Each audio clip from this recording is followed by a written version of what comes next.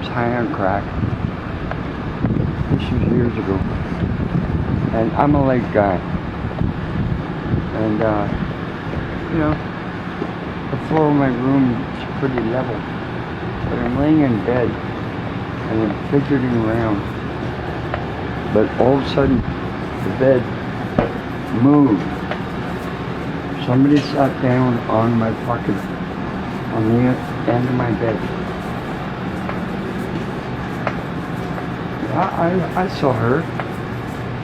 She saw me. She said, "Kenny, you keep this up, you're gonna die." You're not ready to die yet. It was your mother, wasn't it? It's the ghost of my mother. She was a heavy woman. And she moved the bed. I went for one more day, and then after that, I said no more.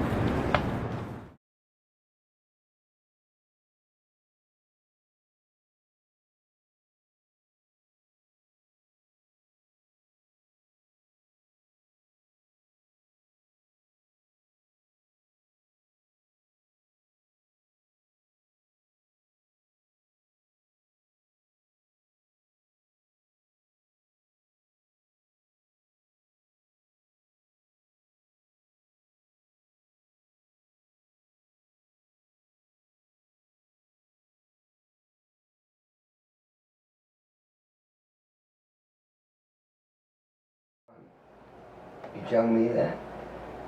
Try, you got tone there. Tone down the gay thing. You fuck off, man. Tone down the gay thing. Well, as far as that goes, why did you change the gender of the protagonist in Painful Reminder?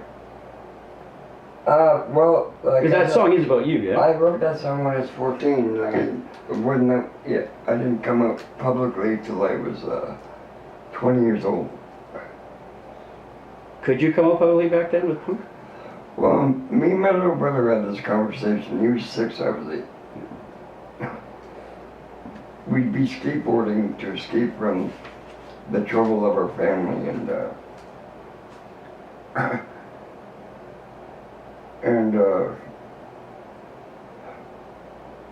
we said, we're fags. We shook on this one. And he was skateboard champion for 2 years. Between about 74, 76. Me, 78 to 70, and I can't do that, but 2 years after that. But we'd have our skateboards under us, under our arms, and we'd go into the contest. And all these other contestants were like, we're doomed. The Chin brothers are here. And we'd kiss each other. And he'd look at me, I look at him. We'd kiss, we'd shake hands. And he goes, fags rule the planet. And we'd fucking kick their ass every fucking time. And people despised us. Well, here's one. I mean, something I've always been curious, but I wanted to make sure I asked you.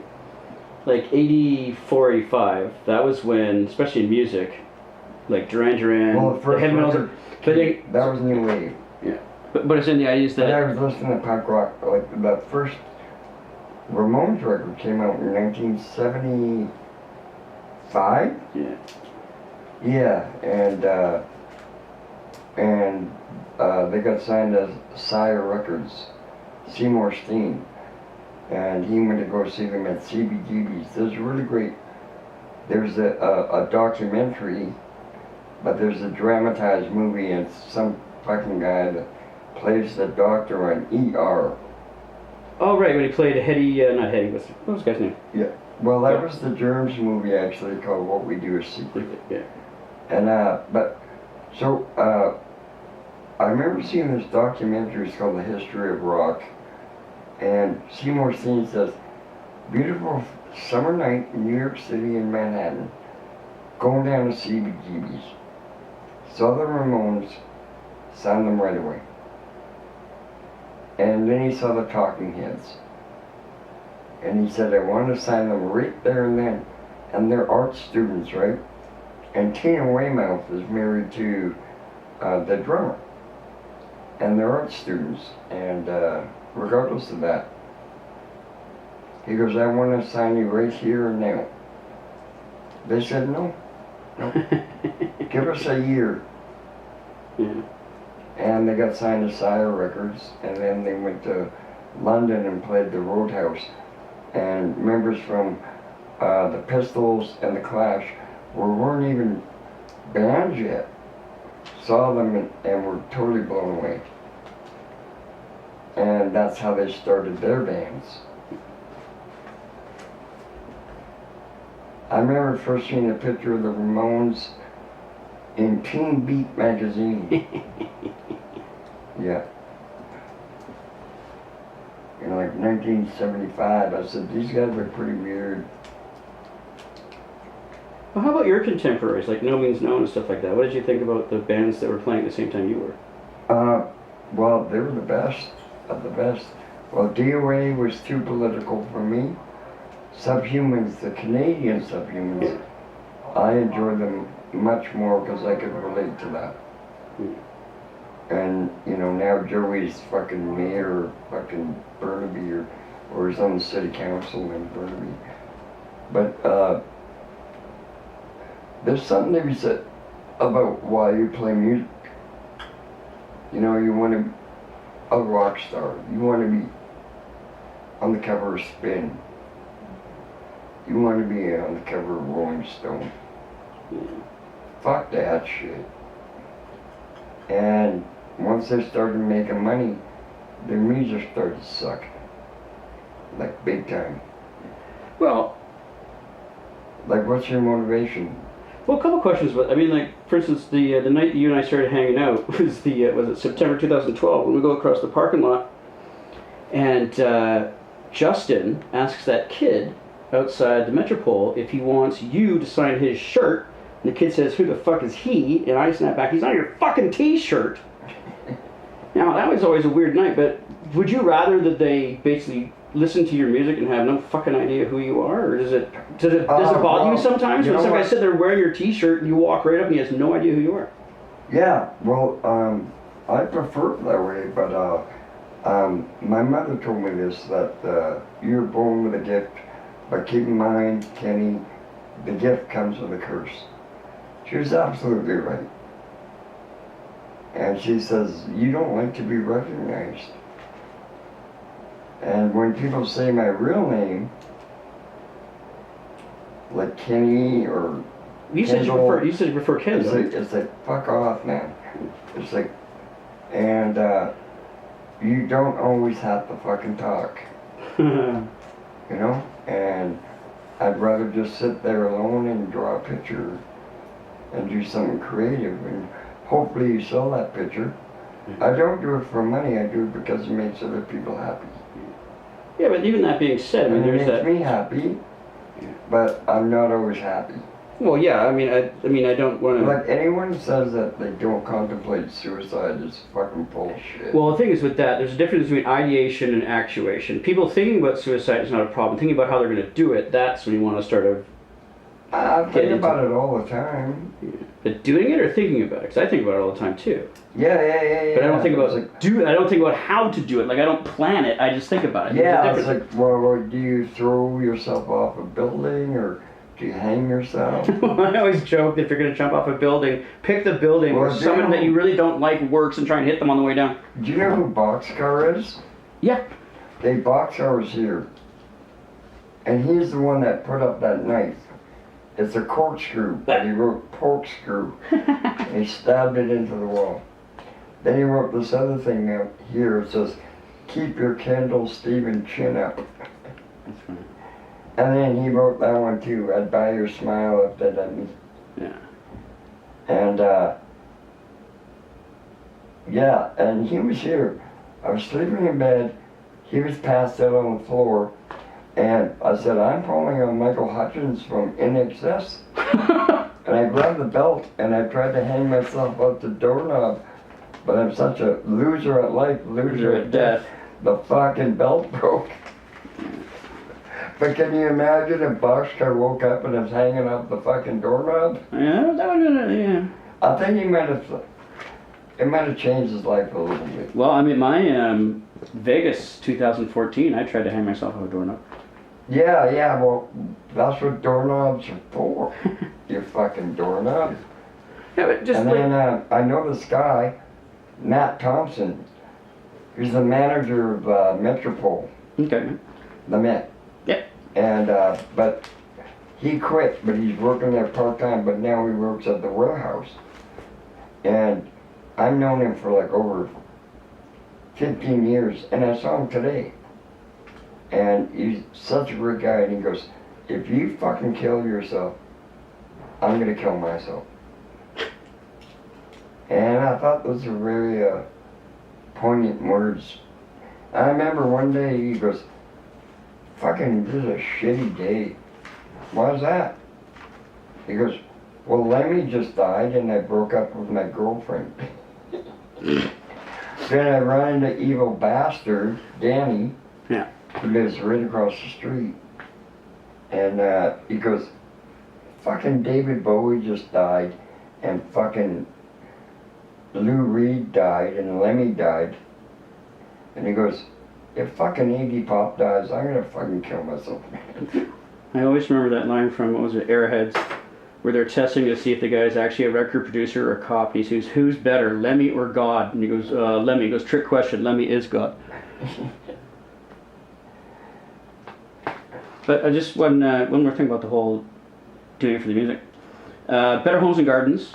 Yeah. And Time to Buy a Futon. They're not just sarcastic, they're almost snide. Like going after people who live that sort of existence where they, you know, but to be honest, looking around, do you ever have regrets about feeling that way? No. I remember like I was going to a restaurant, and I know the exact time, and it was like a 3-block like radius, like a walk. And I went, oh fuck my God. I noticed there were 6 futon stores. You wondered if it was time to be a futon. You know, it was time to buy a futon. Because it's a new wave of sleeping, and I'm into new wave. It's time to buy a futon today. And Better Homes and Gardens was just hilarious. Oh, I love that song. It's also, Well, we lived in a place called a Nosedive, and it was a shithole. 6 of us. And the rent was $300 collectively. Hmm. And the ex-mayor of the town was our landlord and owned that house. And sometimes he'd show up to collect the rent and sometimes not. Hmm. You know, I'm living in a shithole, but I'm walking by and I see this nice garden and I'm thinking Better Homes and Gardens. So that song is my favorite instance of the unnecessary punk yell. The second time it's like, Better Homes and Gardens! I just, that one and 1, 2, that's stuck with me forever. Just gonna take a second to stop before these files get ridiculously large.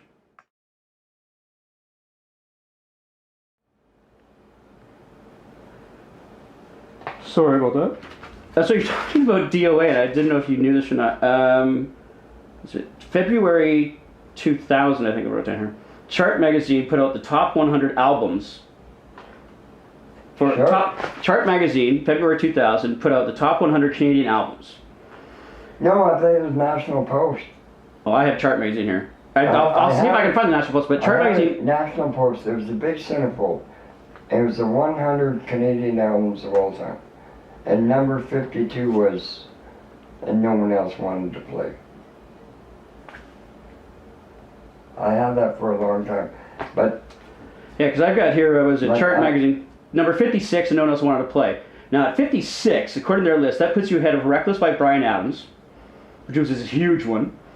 Touched by Sarah McLachlan. Something Better Change, War on 45, Hardcore 81 by DOA. Yeah. Jagged Little Pill by Alanis Morissette. I don't think... Songs of Love and Hate by Leonard Cohen. Yeah, Tragically Hip was in there. Katie Lang Fetus was of Fetus of Fetus by Dayglow, and Human by Bruce Cockburn. Biff Naked was in there. Yeah. And then, was it CBC in 2017 did the top 25 Canadian songs.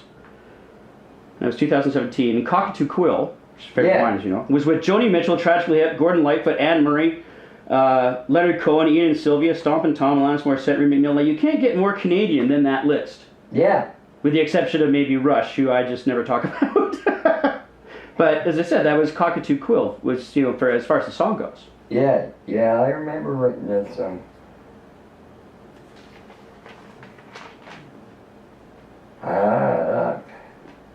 I have lots of memory, but sometimes, like, if you struck a nerve with me, I'm like, yeah, I know exactly what happened there when I was doing that.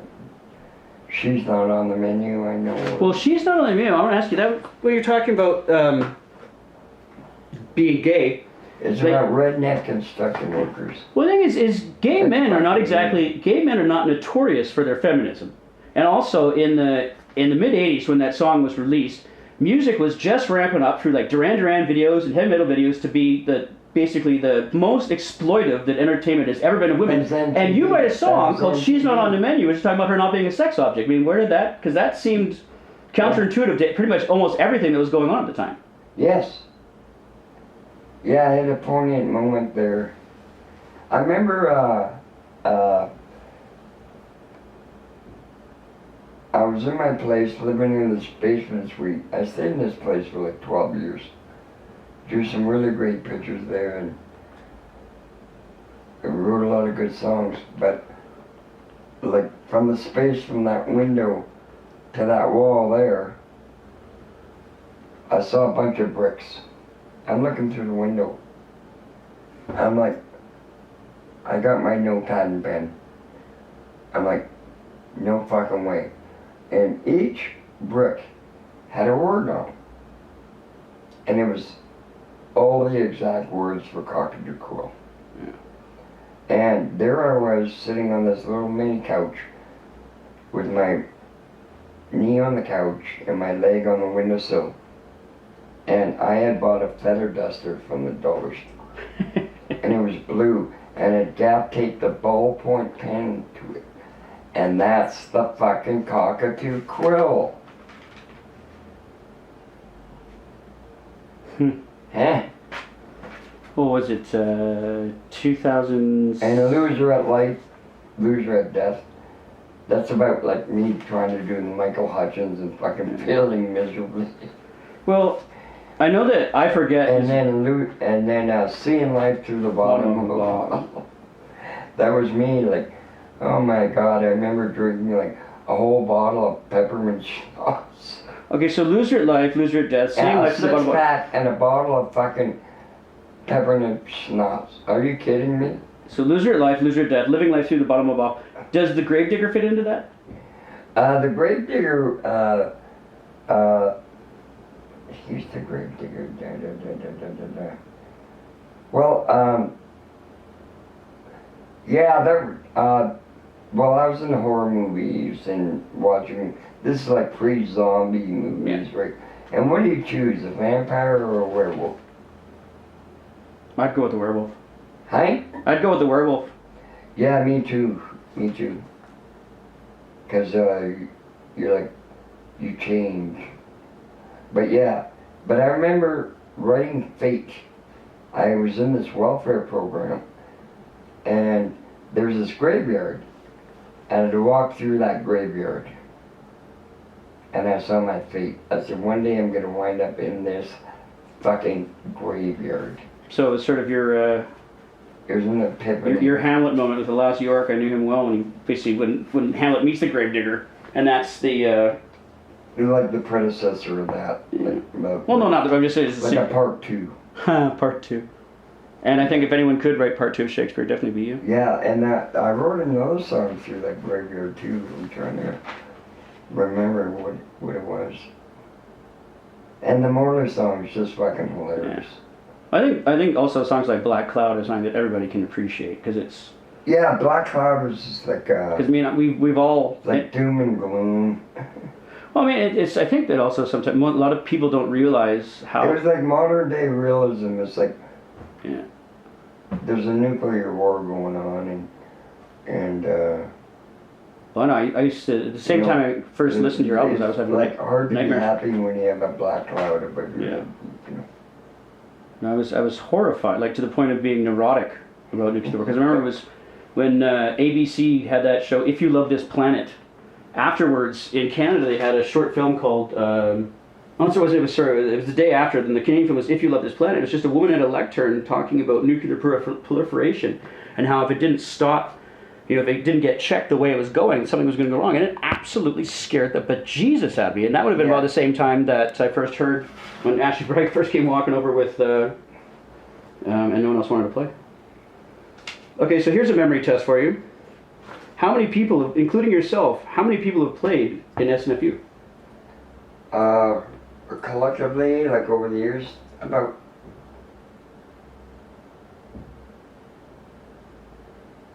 20. I have 31.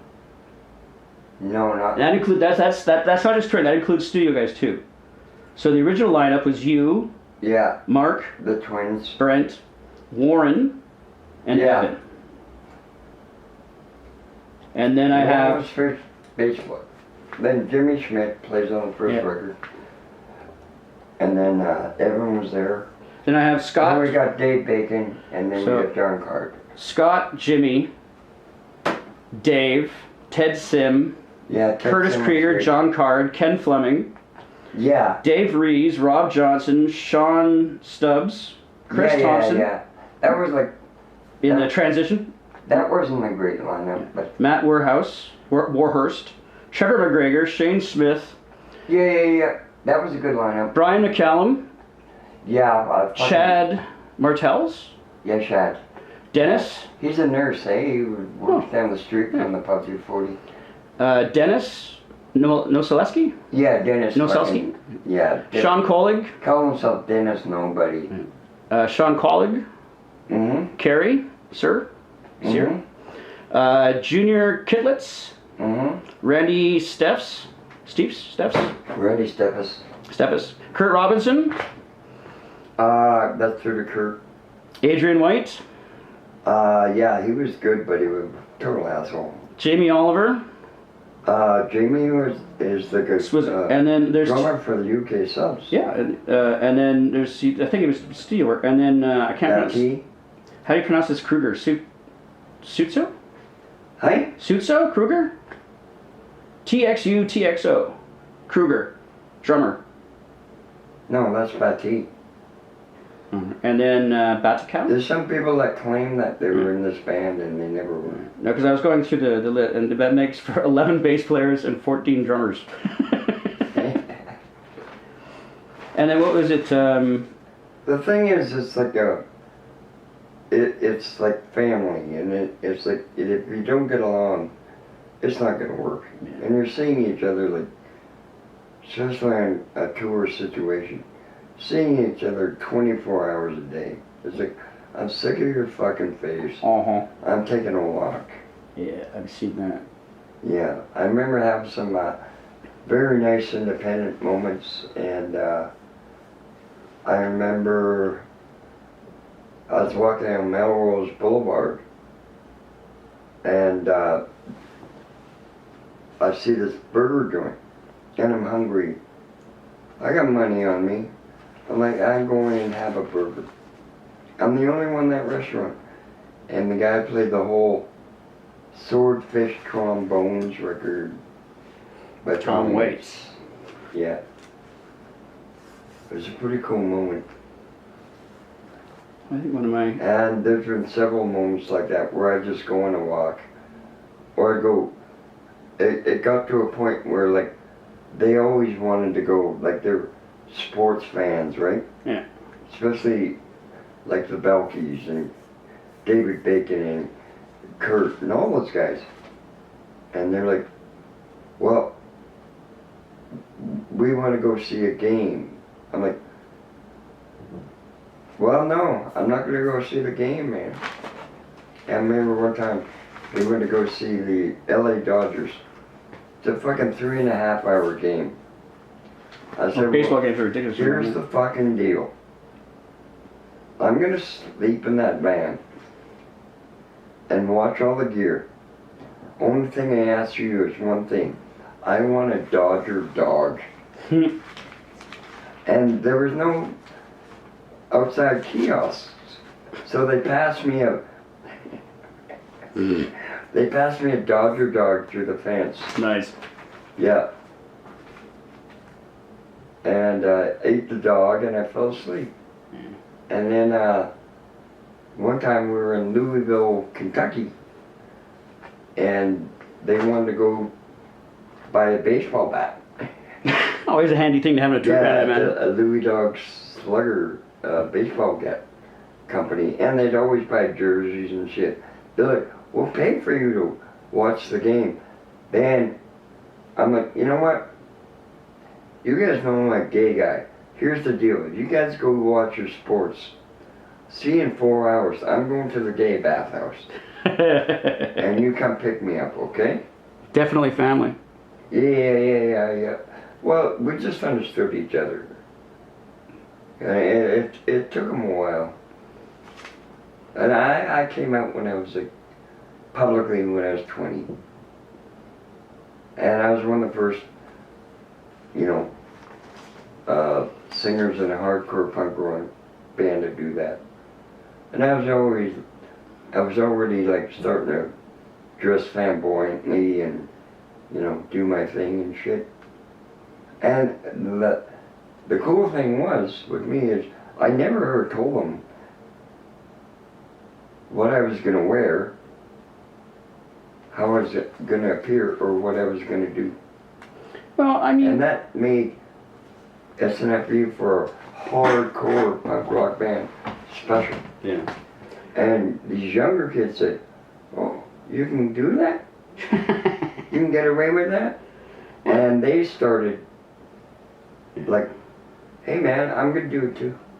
Well, I know when I first met you, I mean, didn't care. I mean, it's not that I don't care about your feelings, it just didn't matter to me. But that's why I made that joke when I found out that you were gay, because the first time I met you, I patted you down to see if you had any booze on you at a show. And I said it took me 20 years to realize why you didn't care. But, like for instance, last night actually, I was talking to a friend and I said that we were going to be doing these recordings, and I asked if he had anything that he sort of figured would be an important thing that he wanted to know. And it came up that you were gay. He's like, Chai's gay?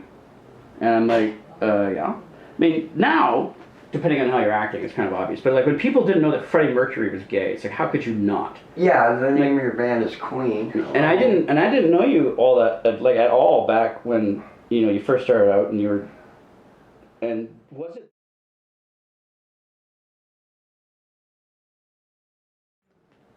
I was gonna say, no, I never actually worked. I fucked around the film industry. I used to work as a dialogue editor. Actually, for Mary Pickford's great niece or something like that. I had some great fucking jobs.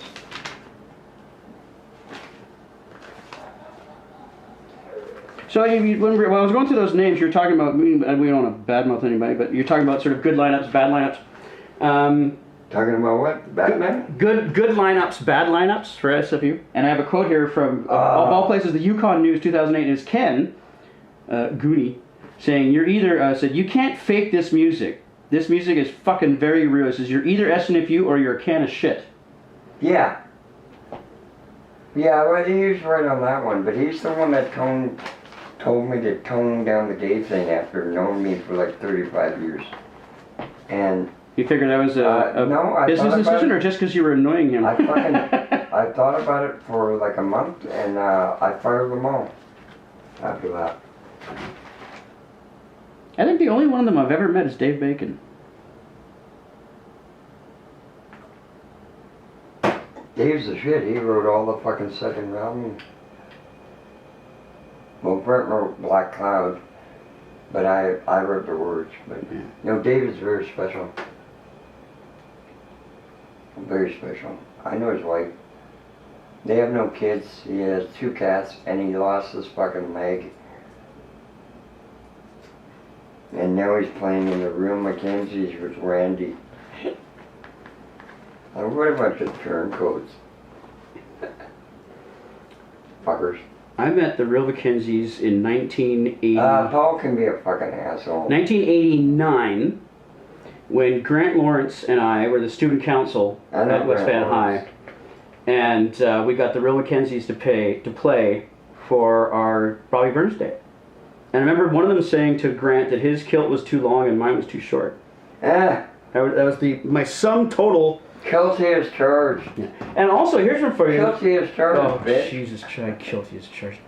Also, Did it give you a kilt complex? the very first. Day is going to be wearing a kilt with a missing leg. Yeah.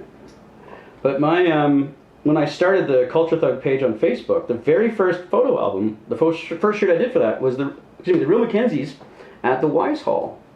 With with a band from Montreal. Was Motorbike on stage? I don't recall, but 'Cause I remember that show and fucking I choked to death. Because like it was just exhaust in a small room, right? And Chris Walter was there.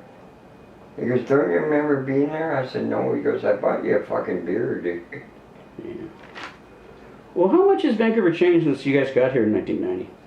What's that? Like, can you track the changes since, like, not necessarily like however you see it, but like, S.N.F.U relocated here, what, 1990-ish? Yeah, I know the exact date. February 2nd, 1990. I was 27 years old. Okay, and so... It was the one day after the Belty's birthday.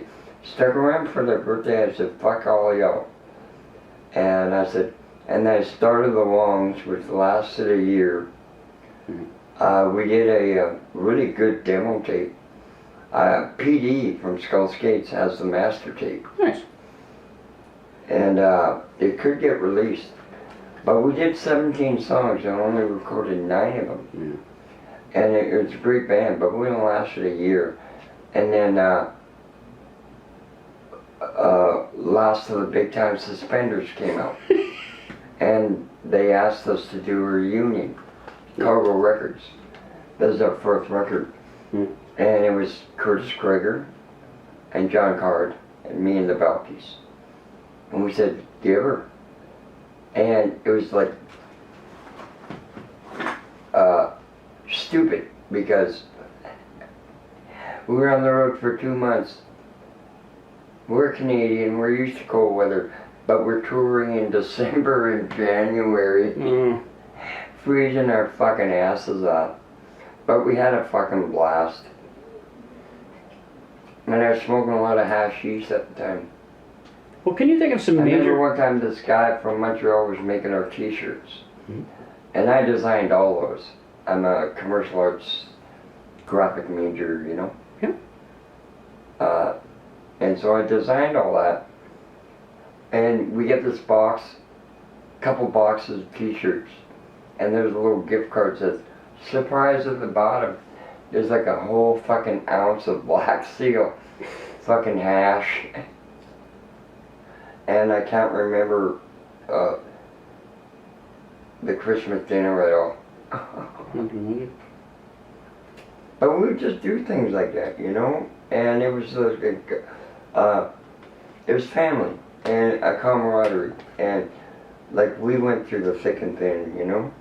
Well, how much has things changed? Like, not necessarily for you personally, but just for, like, because I know... People get sick, and like, I've been in the hospital fucking 2 times in the last 14 months. Yeah. For anemia. I had 2 blood transfusions. Doctor gave me a fucking month to live.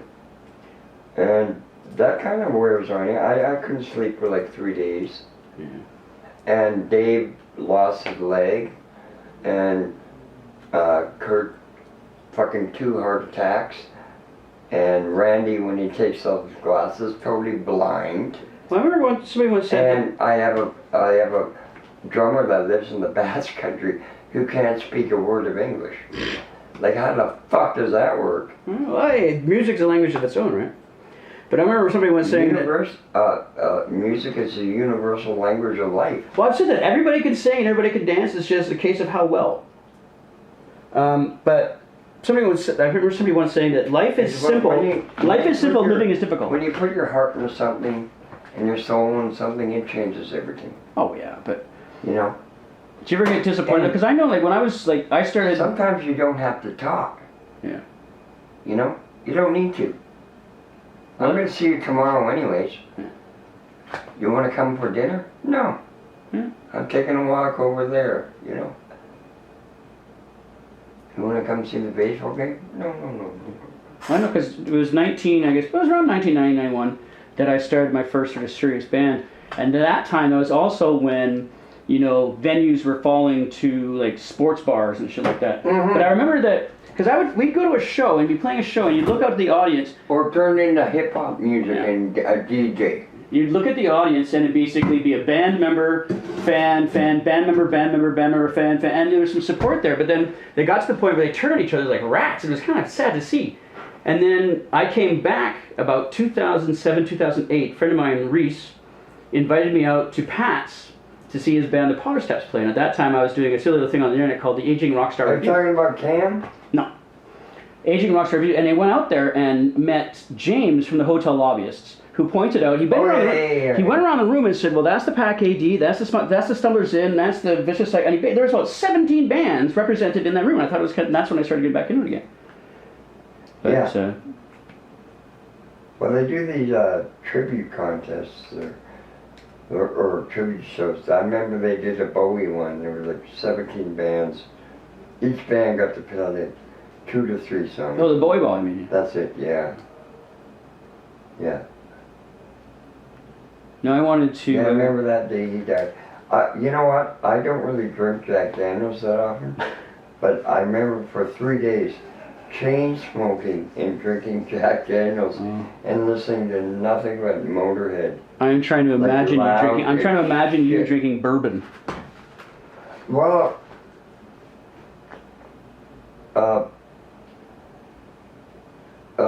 Fireball is like that's cinnamon whiskey, Yeah. but that's only in small doses. Yeah. Well, I know that. And there's a guy that came up with something like recently for Thanksgiving, a pumpkin pie with fucking Fireball whiskey in it. Yeah. I know that. I mean, bourbon is sort of my go-to. Beer is something I do. Bourbon is something I drink. If I drink too much vodka, somebody goes to the hospital, somebody goes to jail, and it's usually both me. Gin, well, that's Caesar. That's where vodka is. But if you want to spice it up a little bit, a little extra kick, put some fucking gin in there. I've never liked gin. And then I've done a Jägermeister fucking Caesar, and a that Malibu coconut rum. Okay. And the Burt Reynolds is like tequila and fucking butterscotch. But that shit gives you a head buzz, and you're gonna get a headache instantaneously, you know.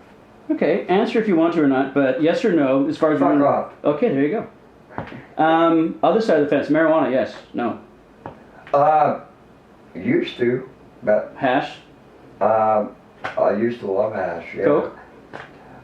Yes, yeah, and the one that crushed me was crack. Crack? Crystal meth. Meth, heroin? Heroin. Tried it once, but it fucked up. You know what happened? I cooked it up in a plastic spoon. Had a headache for a year. I'm like, what the fuck do people see in this shit?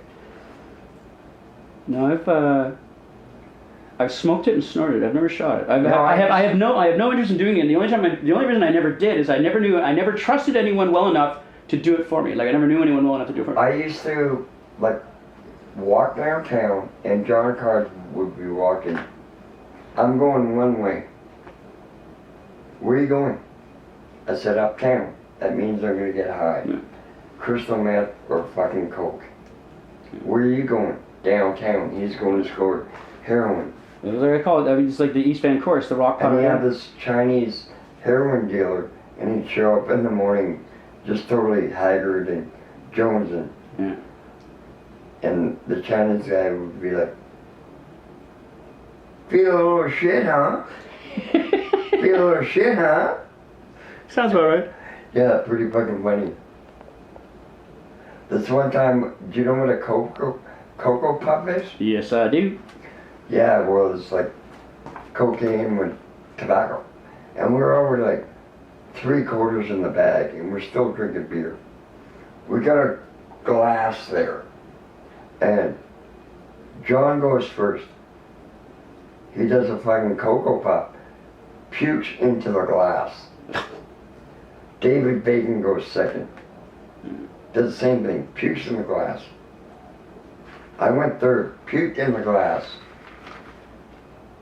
And then we flipped the coin. John lost and had to drink the fucking glass. Yeah. No, Yeah. like, Feel a little shit, huh? no, marijuana has always done me. My land speed record from toke to puke is about 6 seconds. And I remember one night I was at the Oh, railway it club. just sets up your gag reflex. I was at the railway club. You And don't even have to think about it. It's like, ugh, you get that rush, and it's kind of really gross feeling. and I tried to hit up with a joint from a band called the Stumblers Inn, who had very potent stuff. My friend Jordy saw me trying marijuana, knew what was happening next. We ran to the bar, got a glass of water, cocaine. came back with a glass of water just in time for me to throw up on him. Yeah, you don't even have to think about it. No Like, good deed goes unpunished.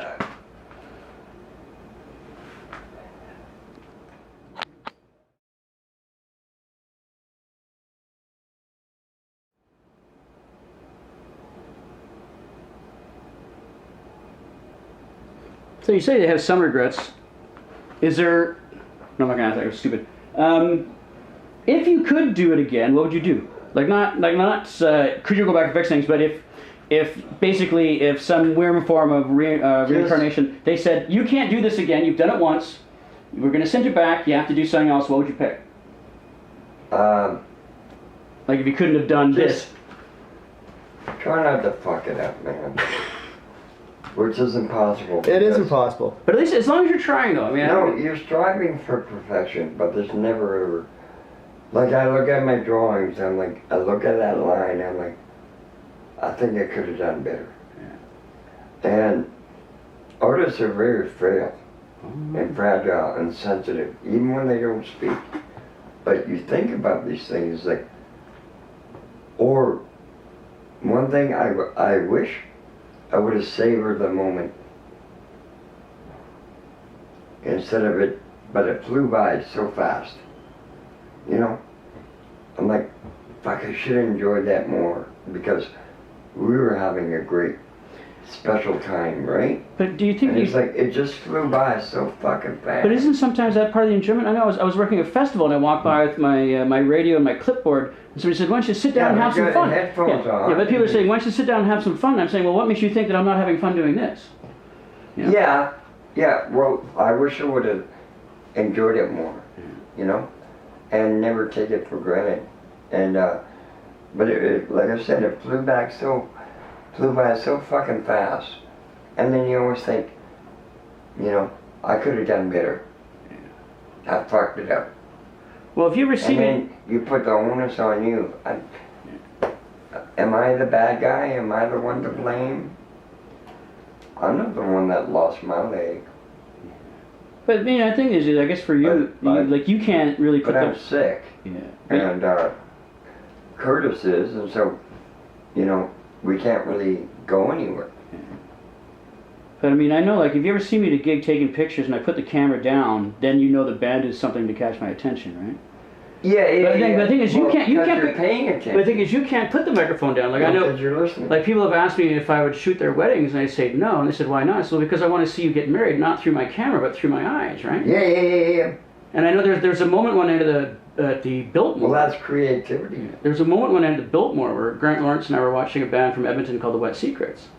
And about halfway through the gig, they're playing at that time, their number one song was called The Secret March. About halfway through, I leaned over to Grant and said, "This might be the most amazing thing I've ever seen." You get that feeling where it's just kind of, you know. Yeah. But if you weren't doing what you're doing as hard as you're doing it, you wouldn't get those feelings, though. I mean, like the pictures that I take are pictures that a chimpanzee could take if he was standing there. It's the fact that I go out and do it that, you know. So I mean, I wouldn't be too. I mean, I completely understand what you're saying. When I draw a really good picture, I'm like, that's actually pretty goddamn good, dude.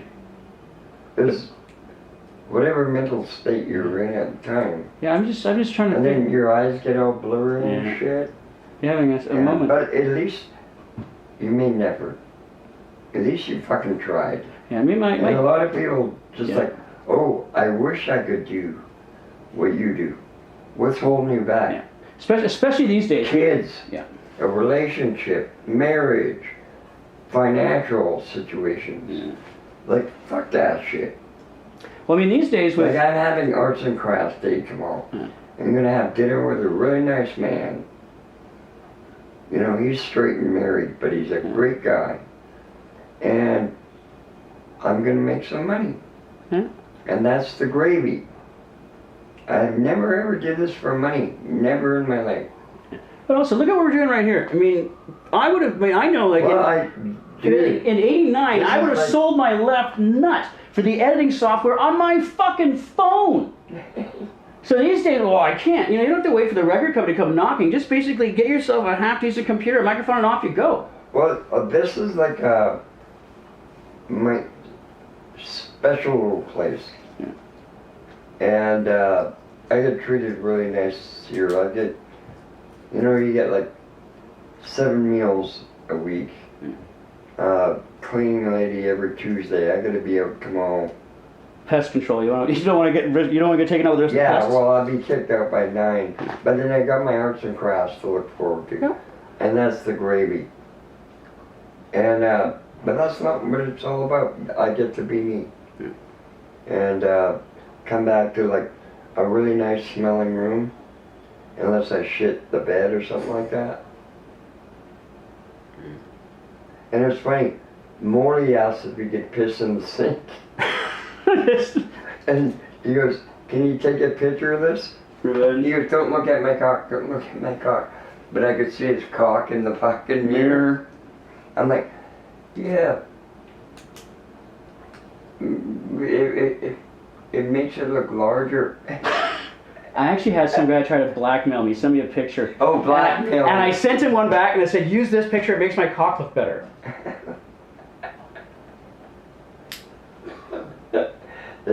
Yeah, pretty funny shit. And then, like, I usually have the garbage can over here, but the cleaning lady, I move it over there. But, you know, I used to drink like herbal tea. Yeah. And, but in England, they have a different tea.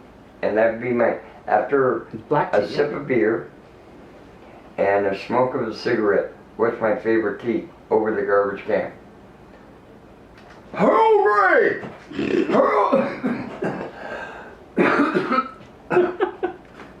Then I piss in the sink because I'm too lazy to walk down.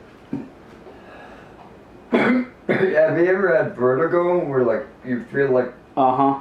oh man, like it's almost like an out of body experience? When we're up on a scaffold, we call it the inch and a I half was heart on attack. Sears Tower, 152 stories up, glass floor. I thought I was gonna fucking Christian Bale. I had the same thing in Toronto with the CN Tower. I basically, and I stepped, my body would not let me step on the glass. I know. The kids are out there rolling around on it and having like no fear. I'm like, oh, no, can't do Well, it. I've been up in Screwy St. Louis. I've been up in the fucking porch. Yeah. I can't remember how I got up there, but I was in there, and it's totally panoramic, eh? Yeah.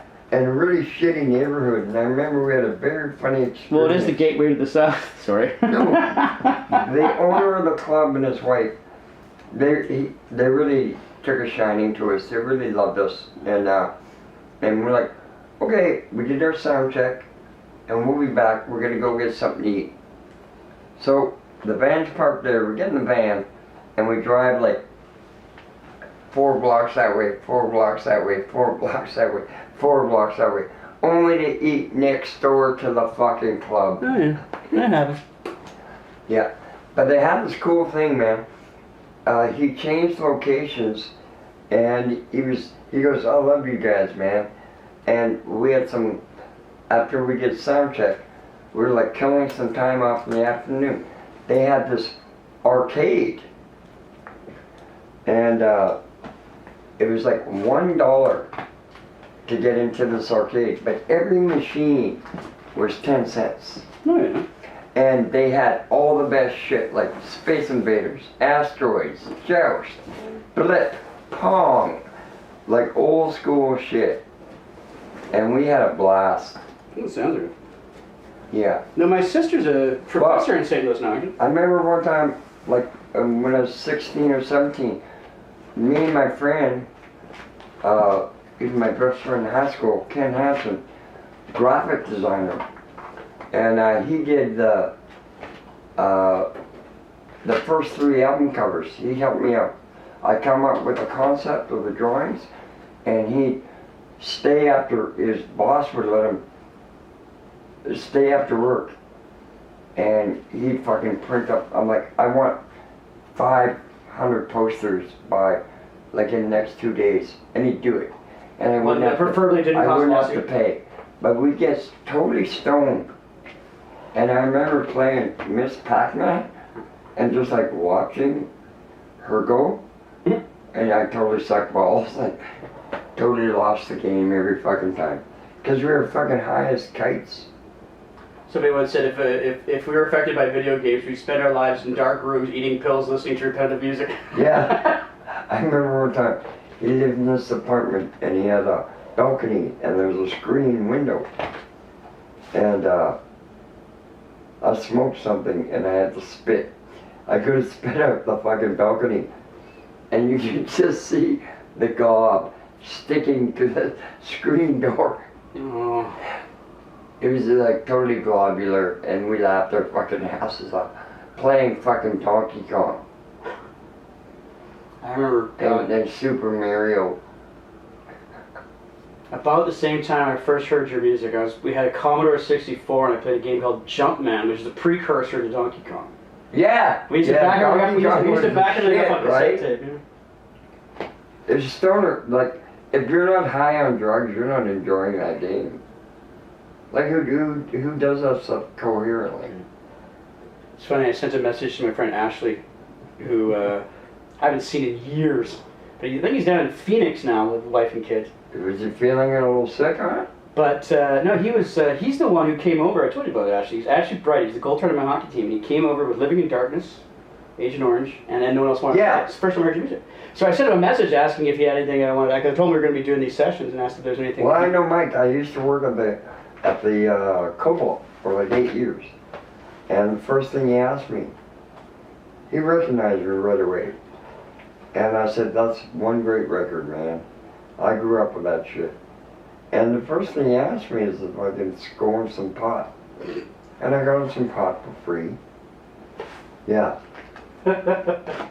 And yeah, and I remember working there over a course of 8 years.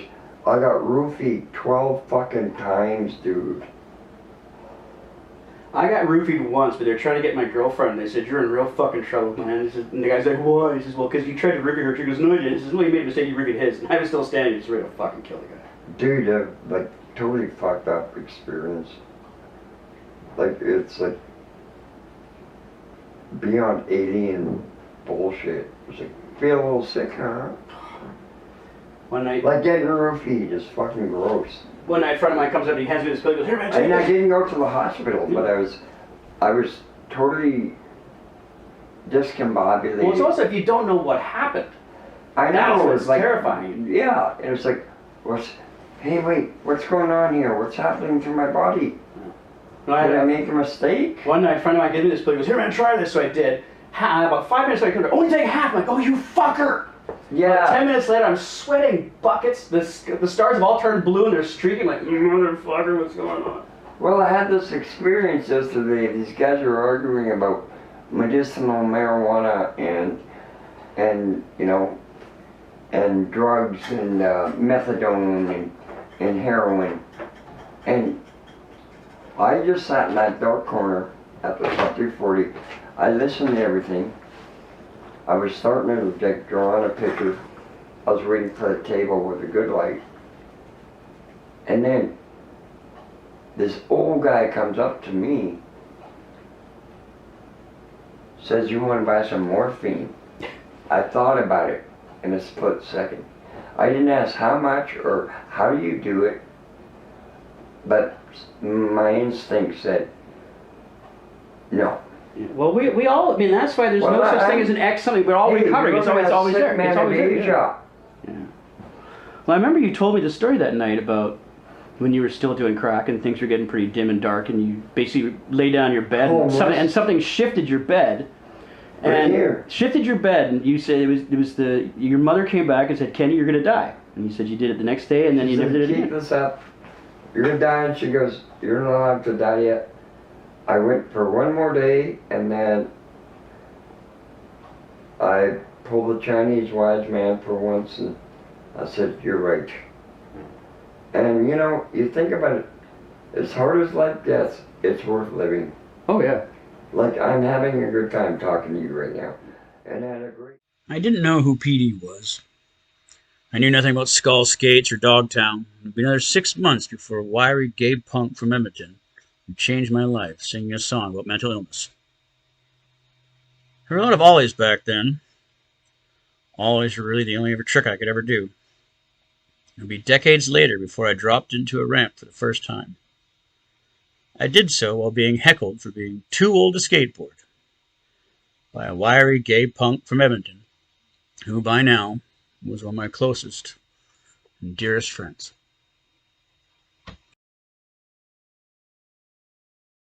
Lay down in bed. Love you, brother. Love you too. Forever. Maybe a long time. Yes. Make your ass look cute because I'm filming it. Good night, Chuck. Yeah, I was expecting. Yeah, you can And I'm still sitting